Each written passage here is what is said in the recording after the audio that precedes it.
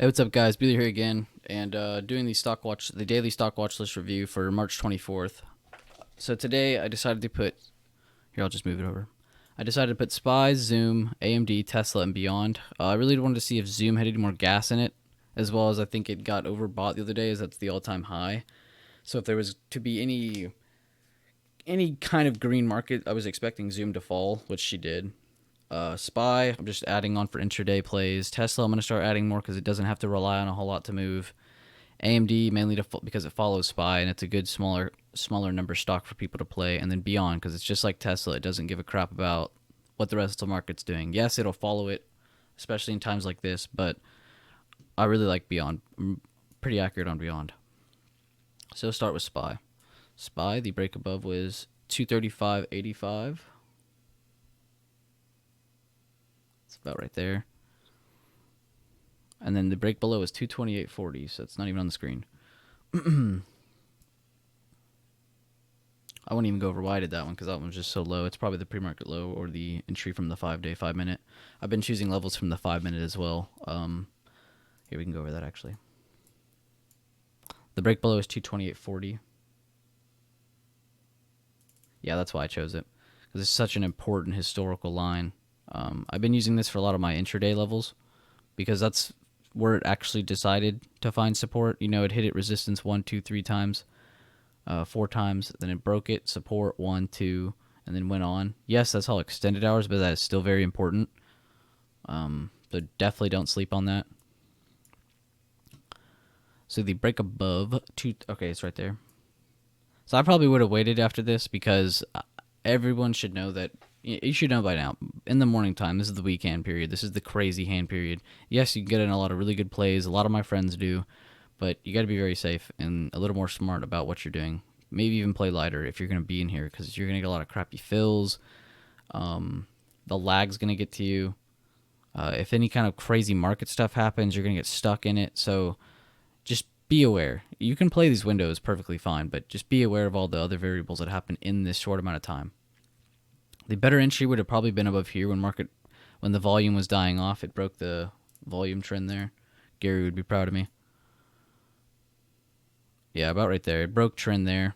I probably would have entered on this candle here. I didn't play SPY today. I will be entering SPY puts as I alerted multiple times. If we have another green day tomorrow, I'm expecting at least a small green push at some point, whether it's at open, midday, end of day. But at some point, I'm going to re-enter some April puts as I've averaged down my April puts for now. So that would have been entry for that exact reason.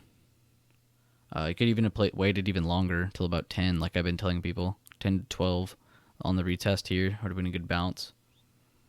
No huge indicator on volume there, but it did increase here as it got here, so that's a good push. You want to have another good push, which that would have thrown some people off. That's probably why it consolidated to the right a little bit. You would have wanted more momentum to break above both of these marks so you knew that you were in newer territory to push up, which is why you see so many green candles in a row up here. It's because it created higher highs to finally push up and let the buyers take control long enough to push the price up more.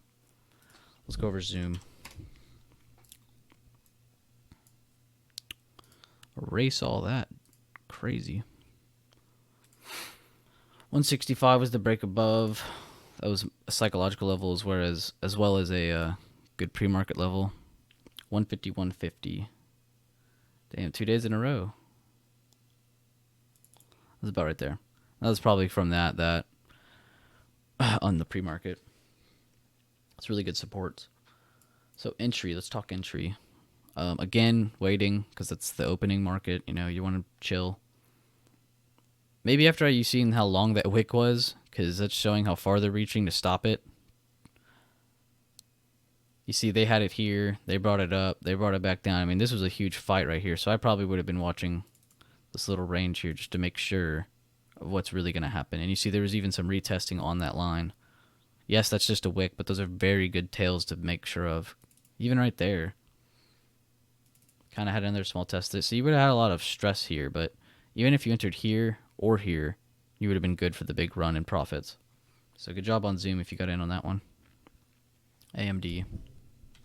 Then we got Tesla and beyond. 44.50.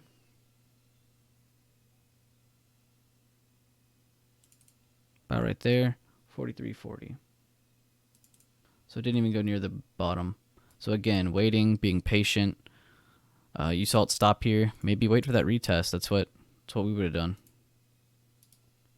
That's what we preach. We preach that retest. That retest. This is the stronger entry here. This is not a good entry. None of that is a good entry. Here is the stronger entry. Less indecisiveness. You don't want to have to trade with indecisiveness everywhere. Come on, load. 477.35. Let's clear that.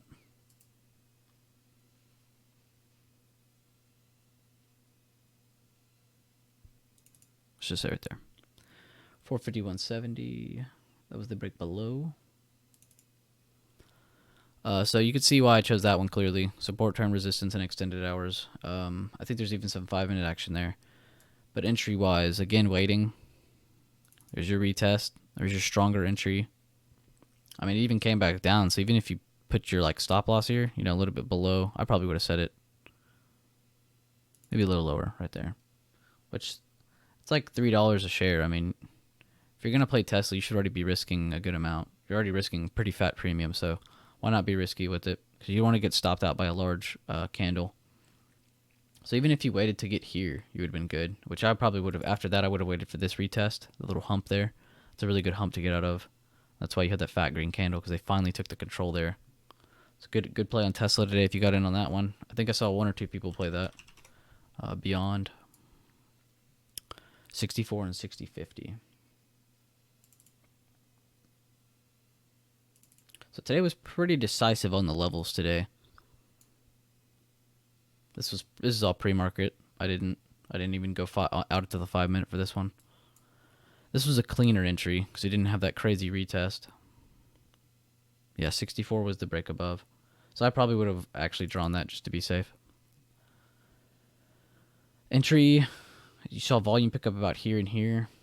Yeah, that would have been good entry. Either side of that doji. You saw it break above, and then you saw it re-break above the struggled part at open. So that's how you knew that the buyers were going to come take control. Because they had some struggle here. They came back, they bought in, they broke it. Volume increased.